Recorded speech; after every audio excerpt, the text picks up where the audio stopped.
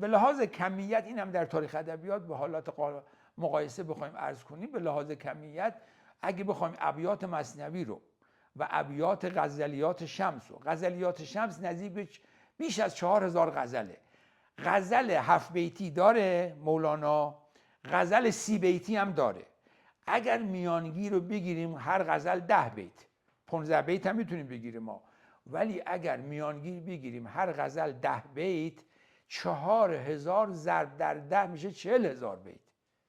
مولانا 40000 بیت اونجا حداقل، اگه رباعیات مولانا اونا رو هم در نظر نگیریم، 40000 بیت فقط در غزلیات داره و 26000 بیت هم اینجا داره، میشه 66000 بیت.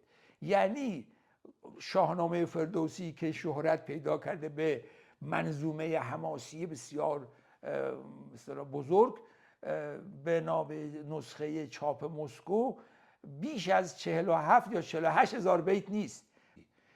و حالا به لحاظ کمیت بعد از جناب مولانا ما شاعر، حالا بگیم ما شاعر پرگو، شاعری پرگو به معنی مثبت نه منفی، چون انصافا اشعارش هم همه و ابیاتش هیچ بیتیش نیست که مفید فایده و تفکر برانگیز نباشه. صاحب تبریزیه، 6 جلد دیوان ایشون و آقای مرحوم استاد محمد قهرمان تصنیف بودن، انتشارات علمی فرهنگی چاپ کرده.